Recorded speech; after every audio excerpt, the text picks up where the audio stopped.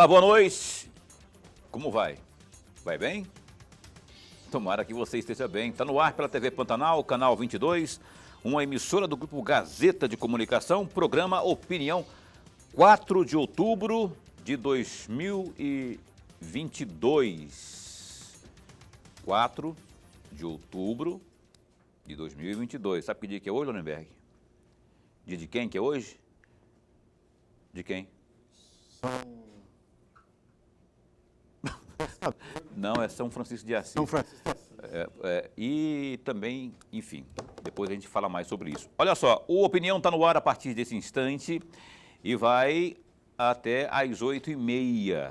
Hoje falando de política, falando daquilo que... fazendo um pouco de comentários a respeito daquilo que houve no pleito aqui eleitoral de Mato Grosso, né, e também nacional.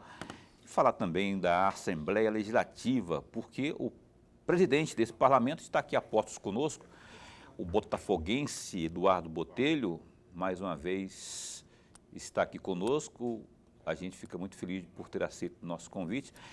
E a Assembleia que já retoma seu trabalho a partir de amanhã. Tem sessão lá que eu estou sabendo e a gente vai falar sobre isso e muito mais aqui com o deputado Botelho. Lorenberg, boa noite. Boa noite, Paulo Coelho, e um grande abraço, mais um grande abraço mesmo a todos os nossos telespectadores, a razão maior do nosso programa. Eu quero agradecer a você que acompanha a Opinião pela internet, pelo www.gazetadigital.com.br e também pela página no Facebook da TV Pantanal. Muito obrigado pelo carinho da sua companhia há mais de 2 anos, quase 2 anos e meio aqui ao vivo. E olha que tivemos pandemia e mesmo assim cá estivemos sempre ao vivo. Deputado Botelho, bom tê-lo aqui. Parabéns pela eleição, rapaz. Eu sei que o senhor trabalhou muito na eleição, porque eu tenho muitos amigos que trabalham com o senhor. O senhor não deu trégua para esse pessoal, coitados. Todo mundo ali dando sangue mesmo, assim, trabalhando e viajando e tudo mais.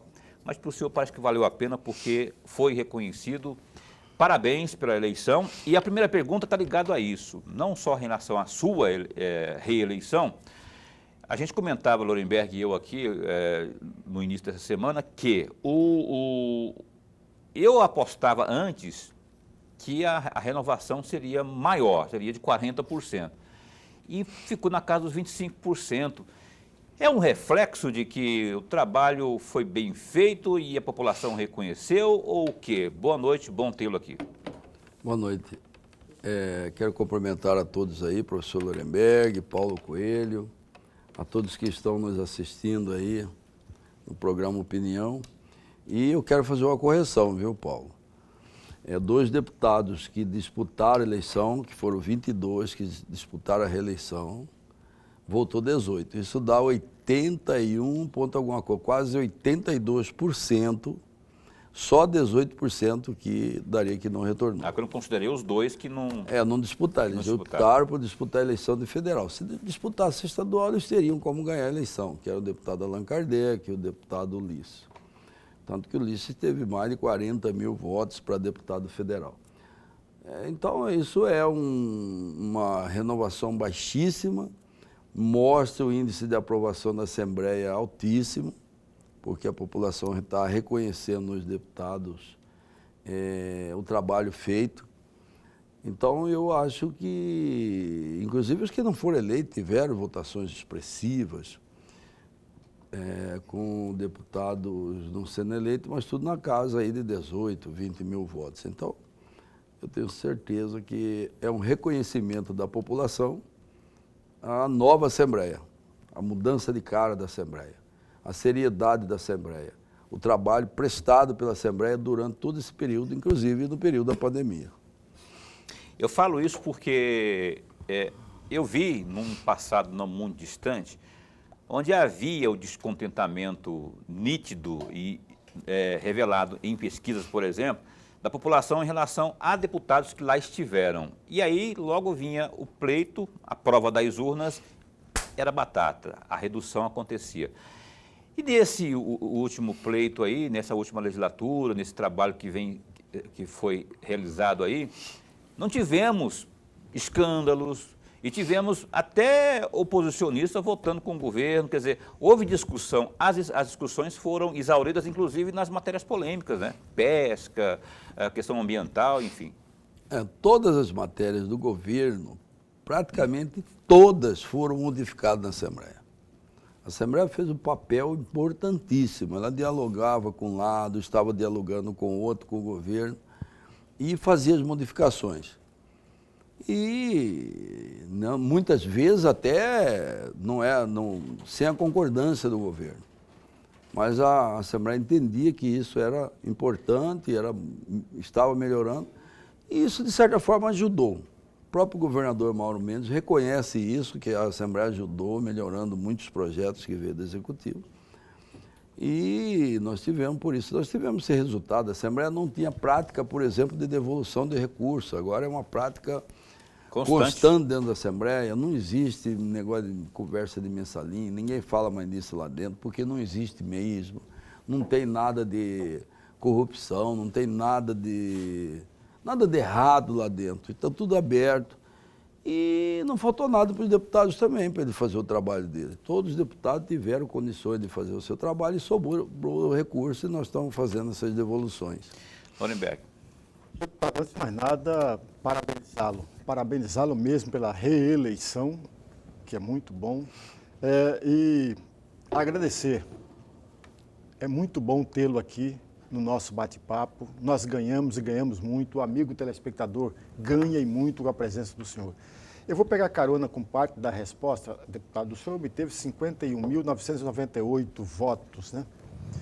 Era a quantidade de votos esperada, tanto pelo senhor e pela sua equipe. Se não era a esperada, deputado, o que faltou durante a campanha? Qual foi o erro cometido durante a campanha que não teve aquela quantidade de votos que o senhor e a equipe esperavam? Não, foi o contrário, né? Esperávamos bem menos, nós esperávamos na faixa de 40 mil. É o que todas as projeções nossas davam, que nós teríamos em torno de 40 mil. Por exemplo, Cuiabá, nós estávamos aí fazendo uma projeção de 12 a 14 mil, nós chegamos a quase 17 mil. Várzea Grande, nós tínhamos uma projeção de 8 a 10 mil, nós tivemos quase 13 mil votos. Então, assim, na verdade, houve uma votação expressiva, até que nós não esperávamos, né? Então, não faltou nada. Eu acho que houve, talvez até excedeu, né? Porque o problema da eleição é que você vai trabalhando, professor, e você não sabe dimensionar exatamente quantos votos você vai ter, ou nem próximo. Então, às vezes, você fica calculando. Eu acredito que eu tenho isso. Mas aí vem aquela história, você não sabe quantos que o adversário também vai ter, que está vindo por detrás de você. Então é uma disputa assim que você tem que trabalhar o máximo, e o máximo que você conseguir, e aguardar o resultado. E assim é feito. Se você soubesse, com 30 mil eu estou eleito, vamos parar de trabalhar. Beleza, a gente parava, mas não tem como. Você tem que ir trabalhando. O seguro morreu de velho, né? O senhor falou um negócio aí, rapaz, que está virando praxe por lá, né? Pelos lados do parlamento, que é a devolução de dinheiro. Não, isso aqui é muita coisa para nós, está de volta aí. Essa devolução, ela é carimbada. E outra coisa, vocês têm acompanhado, governador, isso aqui está devolvendo, vocês carimbam isso, isso é para a saúde, isso é para a construção de um pronto-socorro, de alguma coisa. Isso. A gente tem feito muito. Fizemos a grande maioria para a saúde, para o Laje da Visão, para alguns municípios, para obras, assim, alguma coisa, assim, para a saúde foi a grande maioria, né? Mas foi para a Polícia Militar, foi para a saúde, foi para a cultura, foi para obras, foi para educação, foi para... Enfim, são vários setores que foram feitas essas devoluções. A Polícia Militar mesmo recebeu grande quantidade. O Lorenberg fala sempre levanta sempre uma bola aqui, né, um ponto aqui, que é o seguinte, que é papel obviamente, né, é papel do parlamentar fiscalizar o executivo também, não é só propor e tudo mais, e não é só votar com o governo. Esse papel, na sua avaliação, foi cumprido ipsilíteris ao longo desses últimos tempos aí, porque, assim, houve não que eu esteja incomodado com a harmonia, mas houve muita harmonia. Eu sei que teve situações polêmicas com a questão do sol, a questão do meio ambiente, as PCHs, mas no final houve um bom termo, né? A fiscalização aconteceu a bom termo também? Sim, na verdade a fiscalização, ela acontece, eu acredito assim, o que vou falar para você, sinceramente, eu acho que deveria ser um pouco mais, porque a fiscalização, ela fica muito dependente do TCE só, e a Assembleia não tem um canal de fiscalização, a não ser ele pedir esclarecimento, ele faz um requerimento, e aí começa a ver. E quando tem dúvida, a comissão pode ir fiscalizar, como foi feito na saúde. A saúde foi feito, na época da pandemia, vários hospitais foram vistoriados, várias situações na Assembleia. Mas é um ponto que nós precisamos avançar ainda, Paulo, você tem razão. É um ponto que nós precisamos avançar. A parte que é função do Executivo fiscalizar, ela ainda é tímida mesmo. Você tem razão. Orenberg. Deputado, ainda sobre a questão da campanha eleitoral, o favoritismo do governador, a popularidade do governador, o governo, com seus acertos, ajudou bastante, mas muito mesmo, a campanha dos candidatos do União Brasil. Falava-se, durante a campanha, que a União Brasil poderia eleger 5 nomes e até 6 nomes. Se elegeram apenas 4. Eu pergunto ao senhor, esse favoritismo, essa popularidade não foi o bastante, a oxigenação vindo do governo não foi o bastante para eleger 5 nomes, porque ficou de fora um ex-secretário de saúde, o Gilberto Figueiredo. Foi isso mesmo, deputado? Não, ou não? A popularidade ajuda, mas ela hoje não existe mais esse negócio do cara falar assim, esse aqui é meu candidato. Não tem mais, não adianta. Se o candidato não cair no agrado popular, é muito difícil. É muito difícil. O único que está conseguindo fazer isso aí ainda é o Bolsonaro. O bolsonarismo ainda está conseguindo. Mas aqui dentro do Estado, o Bolsonaro por uma questão ideológica, né, diferente, que acabaram votando, eu só voto em quem é Bolsonaro, e nesses candidatos que apoiam Bolsonaro, foram votando nele por conta disso, como o Catani, que teve uma votação muito grande, como os deputados federais. Mas fora isso, eu não vejo que teve influência assim, em cima disso. As influências, elas foram... E as pesquisas também mostravam que quem tem mais influência mesmo no eleitorado mato-grossense era o presidente Bolsonaro. Então eu acredito que o governo ajudou, lógico que ajudou, mas não ajudou só a União Brasil, ajudou todo o grupo da base. Assim como ajudou também a oposição, porque a oposição também ficou fortalecida, que teve pouca oposição, mas os deputados de oposição tiveram boa votação, Faisal teve, Lúdio teve, Barranco teve, Claudinei não foi eleito, mas teve uma votação muito grande. Então, eu acredito que a Assembleia, do modo geral, ela saiu fortalecida pelo trabalho da Assembleia mesmo. Eu quero voltar a falar de dinheiro, eu estou falando de política, eu vou voltar, a gente vai falar de política, mas eu quero falar dessa devolução aí. Hoje, na última devolução, ficou em que cifras lá e qual que é a pretensão, senhor presidente do parlamento, não é? Tem alguma coisa encaminhada aí para os próximos... para esse ano ainda? Não, ainda tem, mas nós vamos discutir com os deputados, discutir com a mesa diretora, tudo ainda tem sim. Nós ainda devemos ter várias devoluções, mas ainda não temos o tamanho disso. O Mauro Mendes, a gente falava aqui de...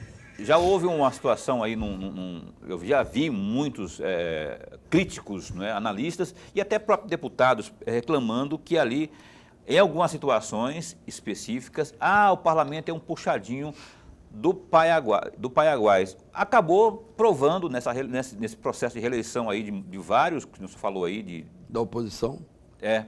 E aí, eu queria que o senhor visse isso, né, fizesse uma explanação a respeito disso aí. O senhor acha que...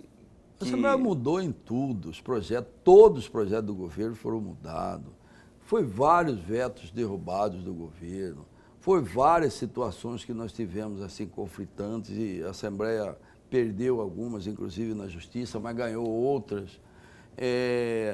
Enfim, então essa questão aí, ela não é um puxadinho, não vai ser, isso aí acabou.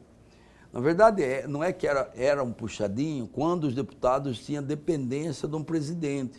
Aí o presidente ia lá, negociava as coisas e pronto, chegava lá os deputados. E hoje não tem mais isso, os deputados são independentes e os deputados são livres para essa discussão. Então não tem essa história de puxadinho lá dentro.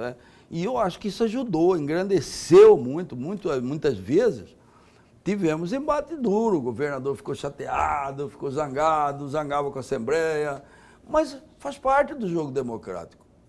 E então não tem o que se falar de puxadinho. Como que é puxadinho se nós fizemos vários embates com ele, inclusive se houve avanços na questão da Previdência, na questão do RGA dos servidores, foi graças à Assembleia, a briga que teve com a Assembleia. Aí eu falo porque, olha só, agora, inclusive, nesse processo aqui de votação que teve essa eleição de 2022, pelos meus cálculos aqui, Lorenberg, e pelo seu próprio deputado pode me corrigir, o governo, a próxima gestão do Mauro Mendes, terá 20 deputados na sua base aliada. Mais ou menos o que estava realmente nessa que está encerrando assim.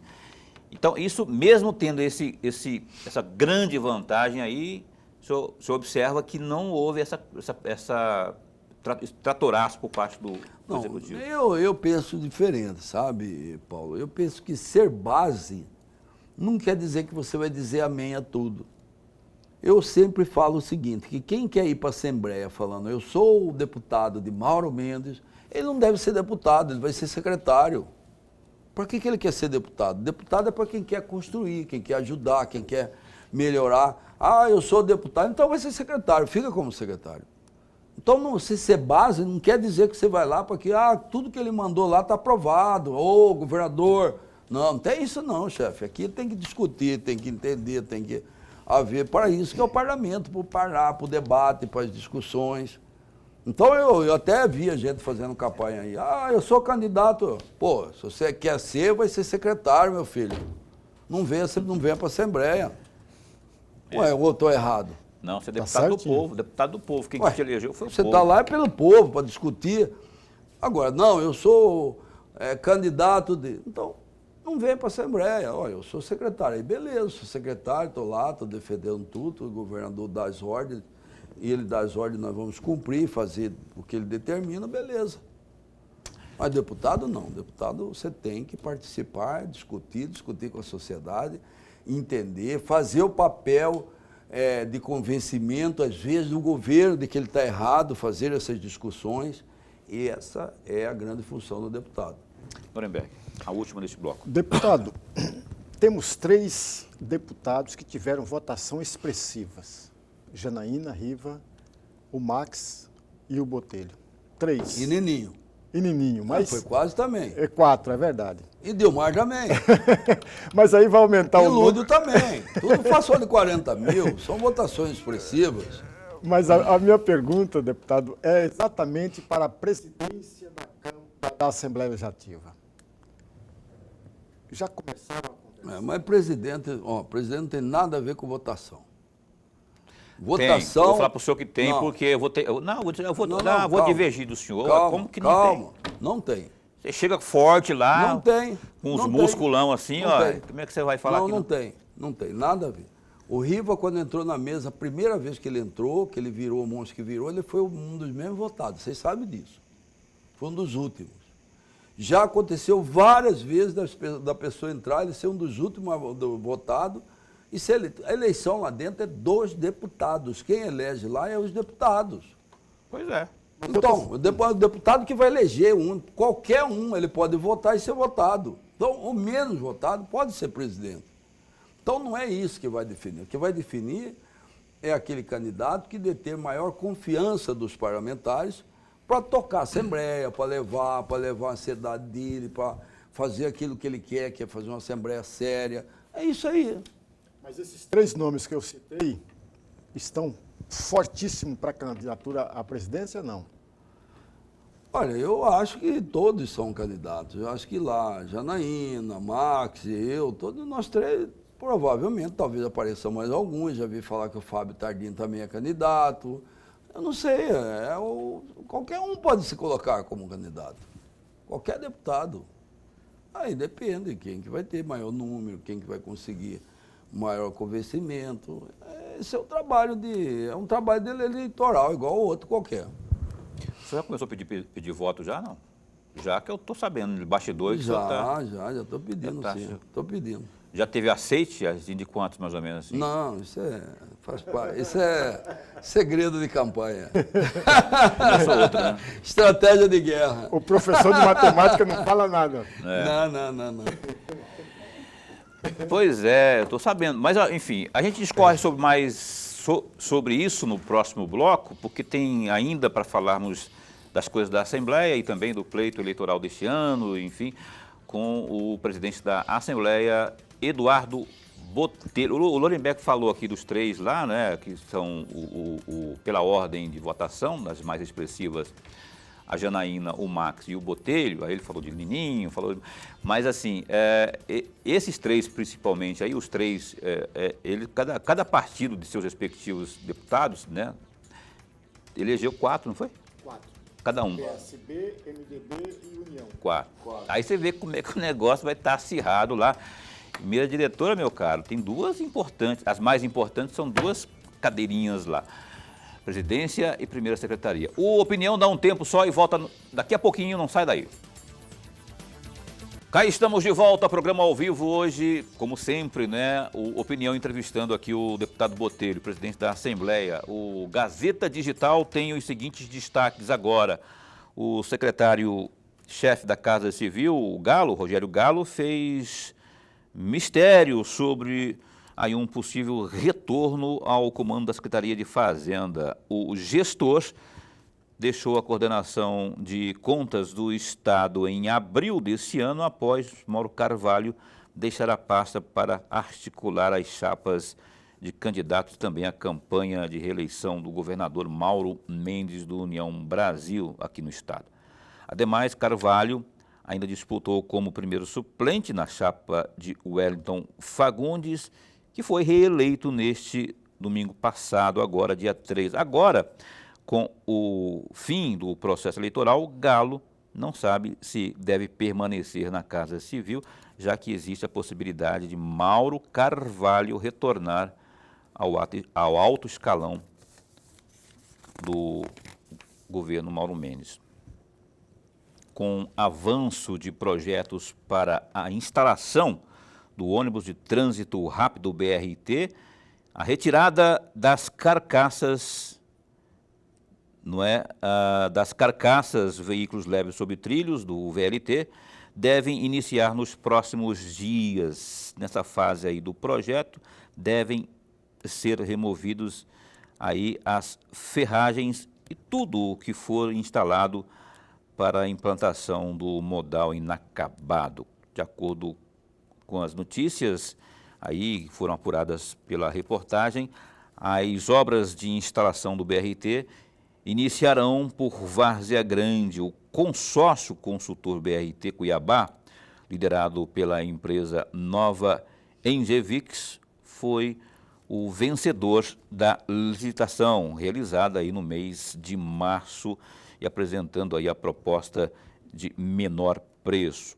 Ao todo, a obra de mobilidade é orçada em 468 milhões de reais. Está aí no Gazeta Digital, tem também falando aí sobre esse assunto que eu quero abordar com o deputado Botelho. Afinal de contas, é um assunto da esfera federal, mas que abrange aqui o nosso povo mato-grossense. Olha, a obra de duplicação da BR-163, que é um dos principais corredores de escoamento de grãos do Brasil, iniciará em trechos específicos escolhidos com base no menor volume de acidentes registrados ao longo dos anos.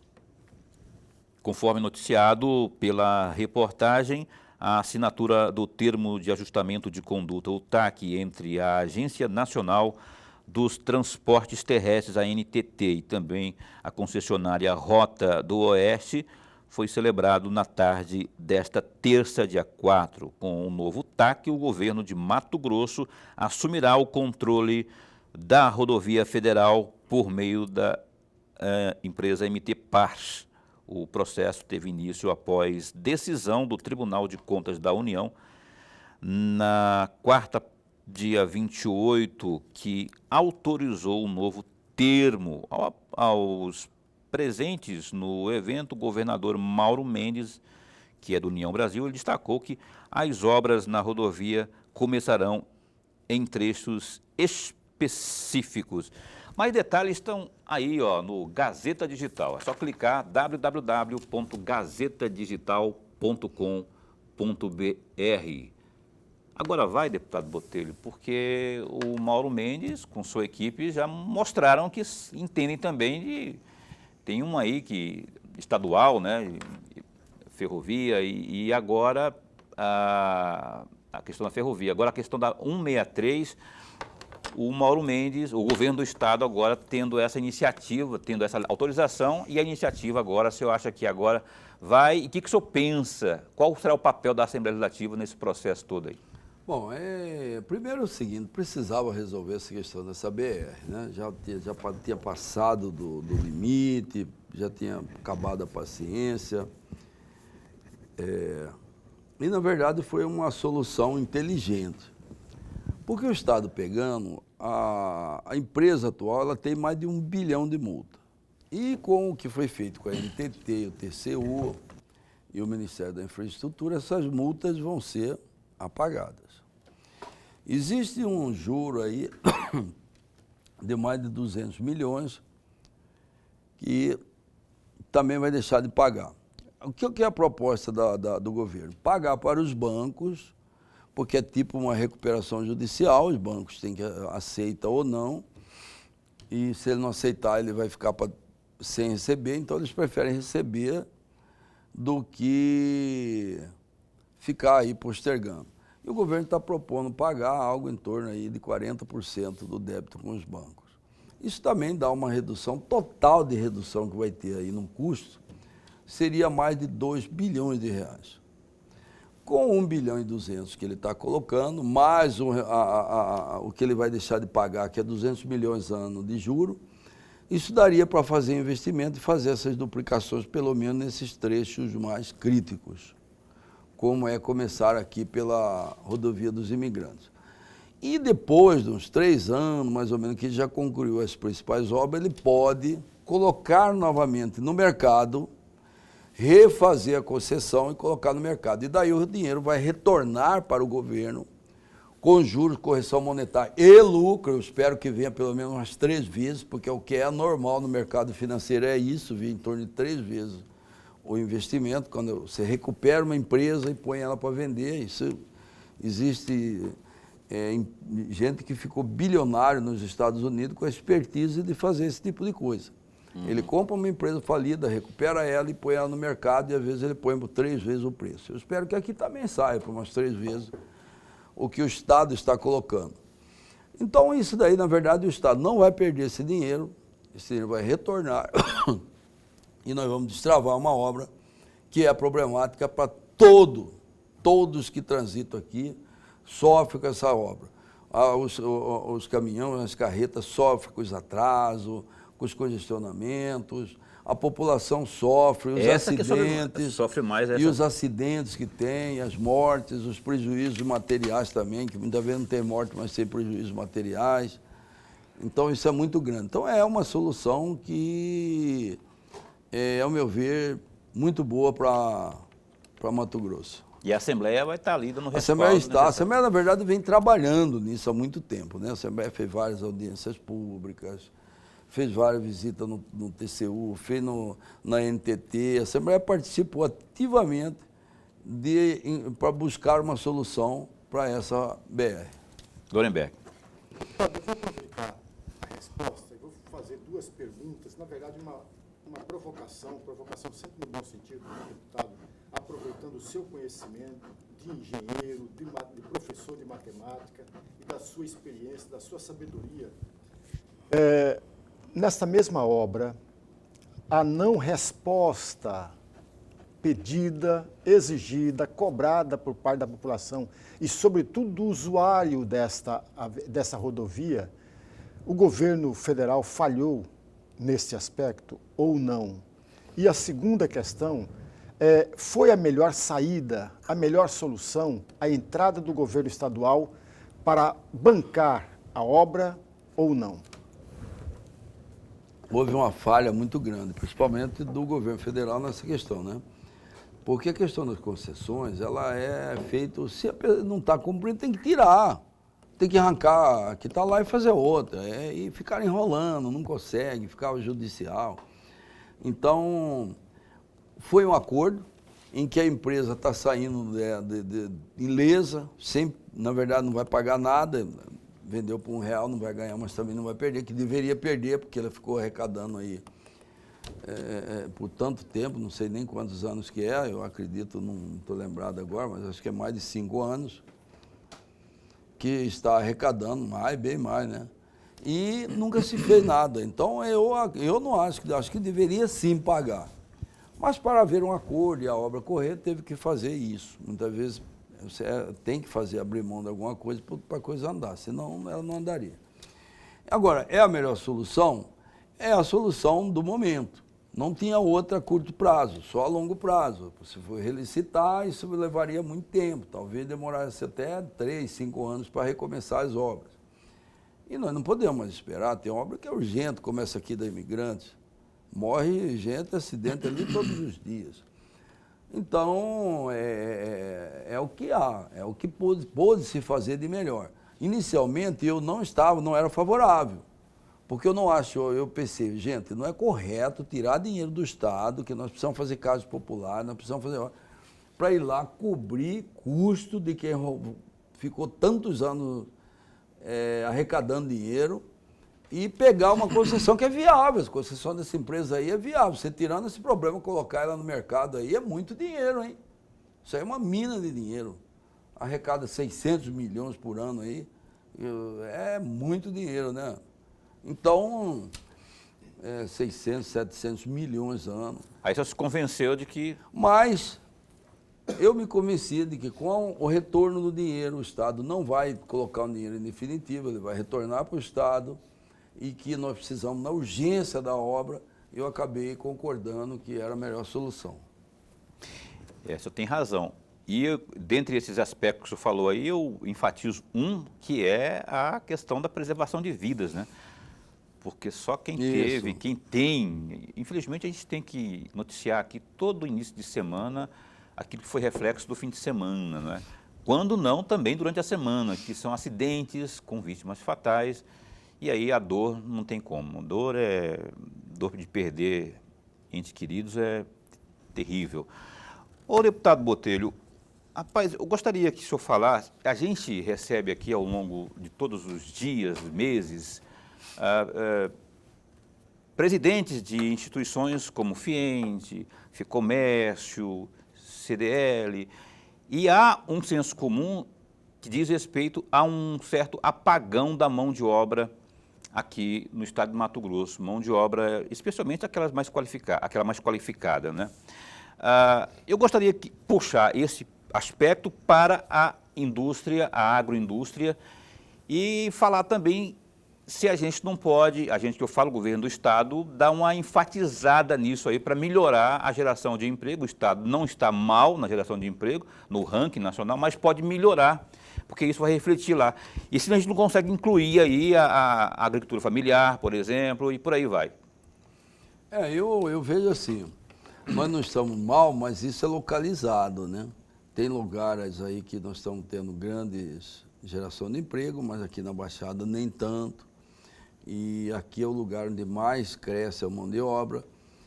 Então, eu penso que nós temos que mudar esse modelo econômico que tem dentro do Estado. Nós estamos só vivendo em torno do praticamente comércio e agronegócio. Nós temos que mudar para gerar emprego e para agregar valor. Nós somos a 8ª economia, mas o nosso IDH ainda está lá perto do 20º. Nossa agroindústria é fraca, né? Então, o que acontece? Significa que essa renda, esse dinheiro que tem o Estado não está indo para a população. Só está indo para a mão de poucos. Então, nós precisamos mudar isso. E para isso eu penso, e isso eu tenho dito e tenho falado todas as horas.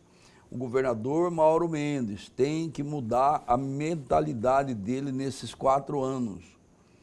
que ele deixar de ser, ele já fizemos uma recuperação, as obras estão lançadas, nós temos um grande pacote de obras, como nunca na história. Se ele terminar essas obras que estão aí, já vai ser um dos governadores que mais fez obra dentro do Estado. Mas ele precisa deixar uma marca, aí, que é a marca da transformação. Como Dante deixou quando criou o agronegócio, quando viabilizou o agronegócio com algodão, com o incentivo do plantio do algodão, com a viabilização mesmo do agronegócio. Então, ele também precisa fazer alguma coisa nesse sentido. E aí eu tenho dito para ele que ele precisa criar novas matrizes econômicas. Uma delas é a agroindústria, que nós temos que fazer, nós temos que agregar valor para isso chegar no povo, para nós termos mais gente que tenha recurso aqui, para nós não termos IDH lá embaixo. Ele precisa trabalhar para viabilizar a agricultura familiar. Nossa agricultura familiar, ela é falida. Quem tem um pedaço de terra aqui na Baixada Cuiabana, se ele não fazer um bico fora, ele não vive, não consegue sobreviver da terra. Nós temos que mudar isso. E finalizar, nós temos uma outra matriz importante nossa, que é pífia, que é o turismo. Nossa, nós esse temos então? um potencial turístico imenso, gigante, que movimenta muito, movimenta hotéis, movimenta comércio, movimenta os restaurantes, movimenta o transporte. Então, é uma cadeia muito importante que está sendo colocada de lado e está só se olhando para o agronegócio e para obras. Então, a minha visão é essa. Eu recomendo para o Mauro Mendes sair como grande governador, ele precisa também fazer as transformações. As obras são importantes, são inegável que é. Mas não adianta você ter obra bonita e ter o povo sofrido. Então não adianta nós temos um viés de alta aí, para os próximos 5 anos talvez nós chegamos na 5ª economia do país, mas o nosso IDH está lá embaixo. Qual que é a vantagem nisso? Eu não sei onde que está. O Estado é rico, mas o povo é pobre. Então essas são as mudanças que eu vejo que o governador tem que fazer para ele sair como um grande estadista e como um dos melhores governadores da história de Mato Grosso. Porque em termos de obra já está aprovado, já fez, como executor, como gestor, já está tudo provado. Mas precisa fazer as transformações também. Como foi feito lá no início dos anos 80, quando foi a abertura do Nortão, quando o Júlio Campos saiu daqui, trouxe os gaúchos, paranaenses. Inclusive, naquela época, o pessoal falava que Júlio Campos estava vendendo o Estado. Ele trouxe esse grande desenvolvimento. Aí veio aquele outro período da década de 90, que viabilizou o agronegócio, começando lá por Jonas Pinheiro com a securitização, porque o agronegócio estava falido, aí veio a securitização, viabilizou isso, e o Dante complementou dentro do Estado, com os incentivos, com a plantação do algodão, com o melhoramento das sementes, fornecendo toda a estrutura para o pessoal investir. Então, eles foram transformadores. E o Mauro também precisa fazer essa transformação. É verdade. Esse negócio do turismo que o senhor falou, o gigante, não é um gigante adormecido, mas que pode se despertar mais ainda, não é? Porque o que nós podemos expandir no turismo Mato Grosso, com essas belezas que nós temos aqui, poucos têm e talvez não esteja contento ainda. E a industrialização, nem se fala também, né? O Estado que produz tudo, que é campeão de quase tudo, e não está capitalizando isso também a contento, pelo menos até esse momento, que pode ser, se depender do Botelho, a próxima pegada, né, do Mauro Mendes aí para esses próximos 4 anos. Intervalo, né? Vamos para o intervalo comercial? Daqui a pouco a gente volta aqui com mais Eduardo Botelho ao vivo. Estamos de volta aqui ao vivo, você está assistindo ao programa Opinião aqui na sua TV Pantanal, canal 22, uma emissora do Grupo Gazeta de Comunicação. O telespectador aqui do programa Opinião está fazendo uma pergunta aqui para o Botelho, bora ver qual é e quem é? Me ajuda aí, Lorenberg. Está aqui. Boa noite, eu queria saber do deputado qual a situação da CPI da Energisa. A pessoa não se identificou, 9328 é o final do telefone. A CPI da Energia, eles apresentaram um relatório. Esse relatório foi encaminhado para a Anatel, foi encaminhado para os órgãos de controle, porque o problema da energia é que ela não tem controle estadual. O controle dela é federal. Então, o que nós podemos fazer é fazer alguns apontamentos e encaminhar para eles, porque ela não está sob jurisdição estadual.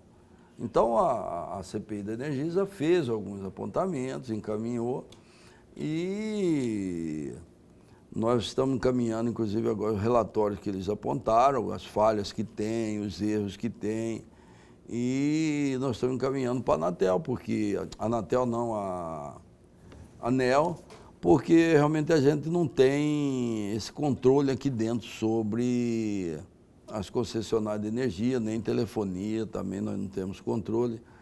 Então, o que nós podemos fazer é só isso mesmo, mas identificou algumas falhas, especialmente na questão do corte, na questão do plantão, na questão das leituras, e isso foi encaminhado para os órgãos que têm a responsabilidade, que têm autoridade sobre ele, porque infelizmente nós não temos essa autoridade. Mais uma pergunta que chegou aqui via WhatsApp para o deputado Eduardo Botelho. O deputado, quando vai sair aí o Rodoanel?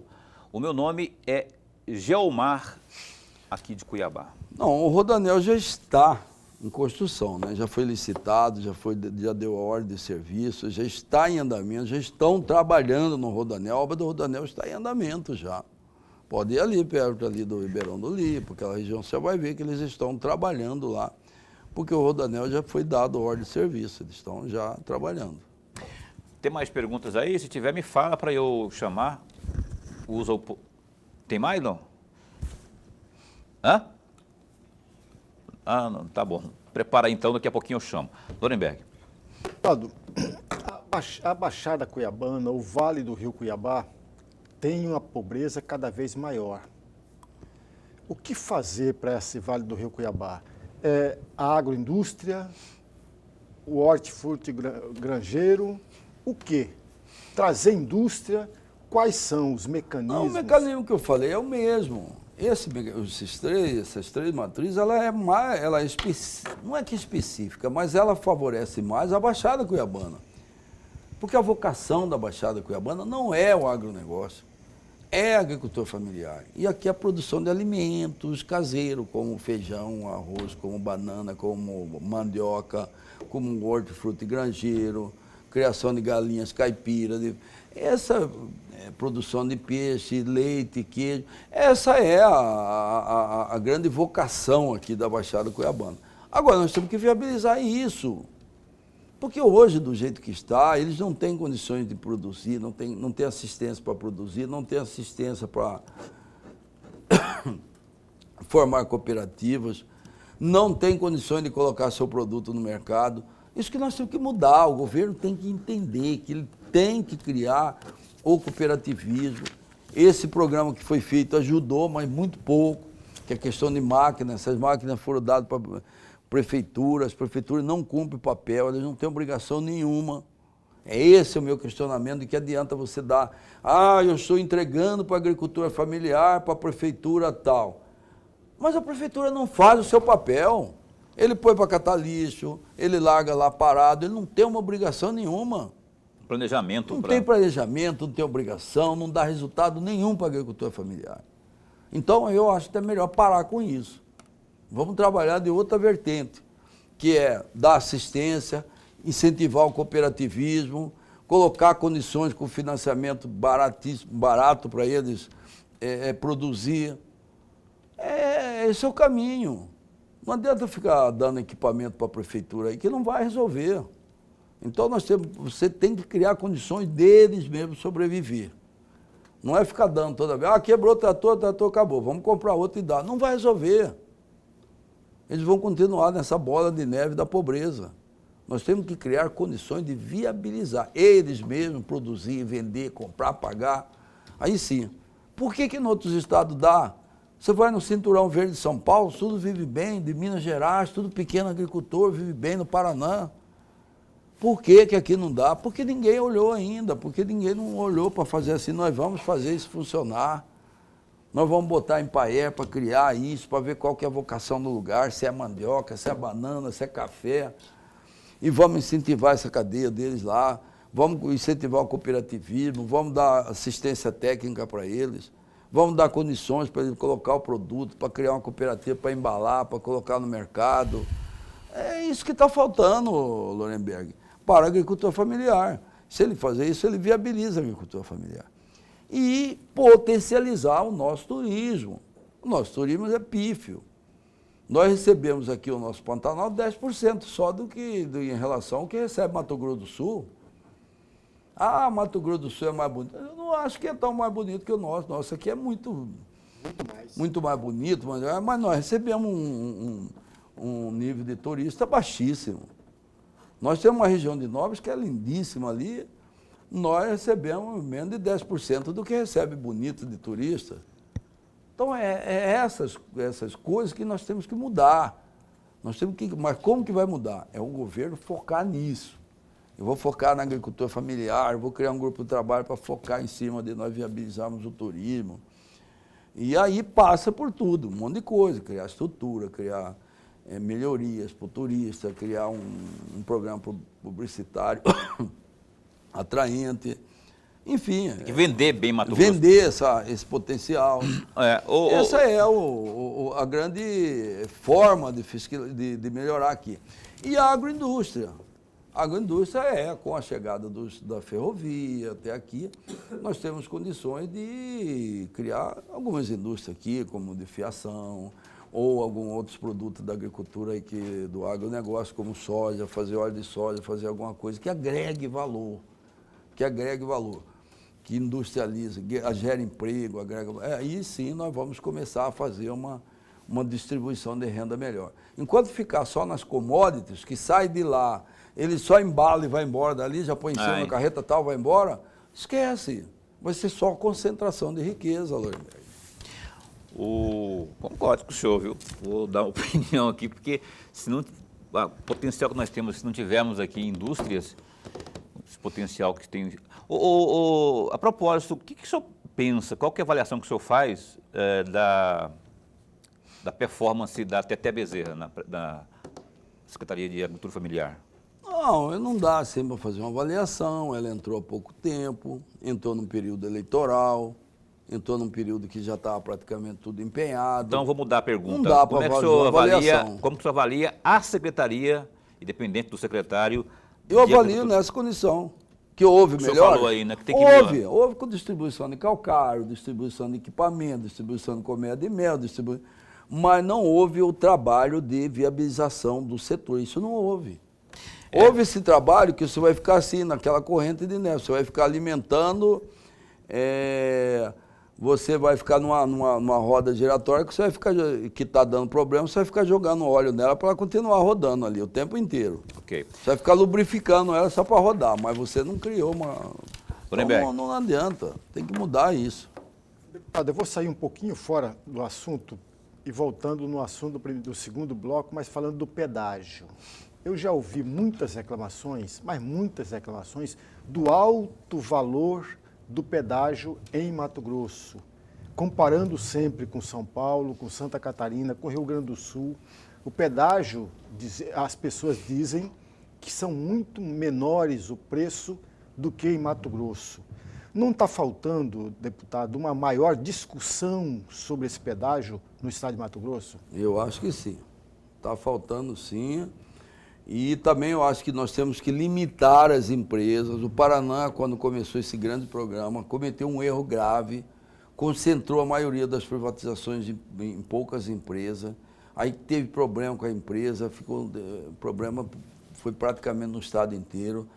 Eu quero fazer uma lei para limitar isso no máximo duas concessões por empresas. Então, e essa questão do pedágio tem que ser discutida. Aí a importância da Assembleia, aí a importância de ter uma comissão de infraestrutura forte, de um TCE forte, para estudar realmente se aquele preço é o adequado e o justo para esse local. Deputado Botelho, geralmente jornalista não é muito bom de matemática. O senhor é professor, ou pelo menos foi professor de matemática. Eu tenho cá comigo aqui uma impressão, e já é uma opinião, mas eu posso mudar. Pelo menos nesse instante não há nada que me motive a mudar. As eleições gerais de 22, especialmente no âmbito nacional, revelaram um grande perdedor até esse momento. Na minha avaliação, são justamente aqueles que lidam com os números. As empresas de pesquisas, elas erraram muito feio. Não acho. Erraram muito feio. Não acho. Quem que previa ali 10 pontos de diferença para um ou para outro, e não deu a metade disso, então errou feio. Não acho que houve. Mas enfim, eu quero a opinião do senhor sobre, eu dei só a minha opinião, mas eu queria que o senhor desse. Eu fui professor, inclusive, de estatística, e eu falo para você. Então, vamos lá. O erro não foi tão... Por isso que eu estou cutucando o senhor. O erro não foi tão grande, houve erro, claro, porque a migração de momentos e aquela onda, você não consegue pegar nas pesquisas, a menos que você faz pesquisa de boca de urna. Mas eu falo para você que você pode prestar atenção numa coisa. Se você acompanhar o gráfico da pesquisa, ela vinha fazendo uma abertura. Quando chegou bem próximo da eleição, ela deu uma fechada. E aquilo dali indicava uma onda de mudança. Qualquer um que sabia de número, que entende de estatística, você olhava ali, eu, por exemplo, no dia que eu olhei, eu vi aquilo. Falei, no dia que ia divulgar, por exemplo, no sábado, aquela pesquisa, eu olhei, eu falei, vamos ver se vai ter segundo turno ou não. Quando eu olhei a pesquisa, eu falei, não, vai ter segundo turno. Porque essa abertura que vinha, paralisou aqui, começou e deu uma fechada. Então aqui está um sinal claro de que está tendo uma mudança. Então assim, no geral, quando você joga o número, ele é aquele número, mas a estatística ela não é exata, ela é algo assim para você avaliar uma onda, uma tendência. Senão não precisava eleição, né? Por isso que tem a pesquisa, ela é uma tendência, dá para você ver uma tendência do eleitor hoje. E eu percebi isso, como eu já sempre acompanho estatística e fui professor de estatística, eu vi que teve um fechamento. E eu disse, naquela hora que eu vi ali, eu até grifei assim, eu falei, aqui houve uma mudança. E essa mudança foi de última hora. Pois é por isso que eu falei isso, minha impressão, porque agora, não dá no dia anterior você fala que o outro vai fechar com 13, 14 pontos adiante, de dianteira. Não, mas isso aconteceu nos Estados Unidos, o país mais evoluído que tem. Quando teve aquela eleição da Hillary Clinton também. Com o Trump, era dado como ela estourando em todo e ganhava no país inteiro. E não ganhou, porque a pesquisa ela é assim mesmo. Ninguém não vai olhar a pesquisa e falar, está definido. Esquece, a não ser que esteja com uma diferença realmente muito grande. Aí sim, mas no caso não estava. Não teve pesquisa de boca de urna, né? Não teve pesquisa de boca de urna. Então, essa é a tendência. Então, ela fala assim, eu vejo as pessoas falando, o Instituto tem que dar explicação. Não tem que dar explicação nenhuma. A pesquisa, ela é assim, ela é uma tendência do eleitorado. E quando você olha no final das pesquisas, faz o gráfico e faz a tendência, você vai ver que ali no final mostrava uma onda de mudança. Tá. Essa é a opinião de um cara que conhece matemática e estatística, né? Eu sei que é uma opinião no olhômetro, pelo que eu percebi. Mas é isso. O fato é que... Agora, a verdade é que é o seguinte, assim, o que eu vou dizer, e eu sempre falava isso, se você acompanhar o que eu falava vai ter segundo turno, quem ganhar no segundo turno vai ganhar por uma diferença pequena. Eu sempre falei isso, professor Lerenberg, porque você está vendo a tendência nacional, eu acho que o Lula errou muito, principalmente num qual aspecto que eu acho que ele está sendo um grande perdedor. É quando ele menosprezou a força dos evangélicos. Quando ele viu que essa tendência evangélica e que o Bolsonaro estava pegando isso como mote de campanha dele, ele tinha que ter ido aproximar dos evangélicos. E ele não foi. Aí, na minha opinião, foi o grande erro dele e que agora ele está pagando as consequências disso. Então, vamos aguardar o resultado. Aguardemos aí, não é? Tem aí um pouco mais de 25 dias para a gente saber. Deputado, eu quero agradecer ao senhor por ter vindo aqui. Eu gostaria, tem muitos mais assuntos para a gente abordar, mas não tem mais tempo para isso. Eu quero agradecer, desejar um bom trabalho para o senhor e para toda a turma lá, os outros 23 parlamentares, que seja um trabalho a partir desse momento, que se abre, né, a partir do ano que vem, produtivo, proativo, que quem ganha aí é a população. Obrigado. E amanhã já tem sessão. Amanhã retomada. Nós já temos um colégio de líderes às 9h, daí nós vamos ter sessões. Nesse colégio de líderes eu quero definir com os deputados um calendário, porque o calendário nosso é muito grande, nós ficamos praticamente um mês sem ter sessões.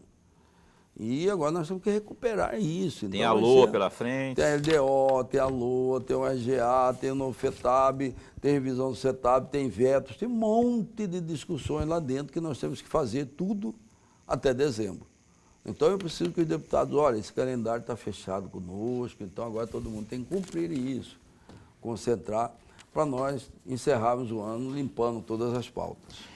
Obrigado, boa sorte ao senhor, obrigado à turma toda da Assembleia Legislativa, assessoria de imprensa, Gabriela, minha amiga. O senhor esteve lá no CPA 3, que é a minha região, e não passou lá em casa, pulou minha casa, foi num vizinho. Mas agora eu vou lá tomar um café especial. Minha mãe ficou esperando eu. Então tá, abraço, deputado Botelho. Lorenberg, então a gente se encontra amanhã, não é? Até amanhã. E tem outro deputado amanhã aqui que é um novato, é o Beto 2-1 ao vivo aqui do PSB, às 7h30 da noite. Então fica assim, fica bem, fica com Deus também.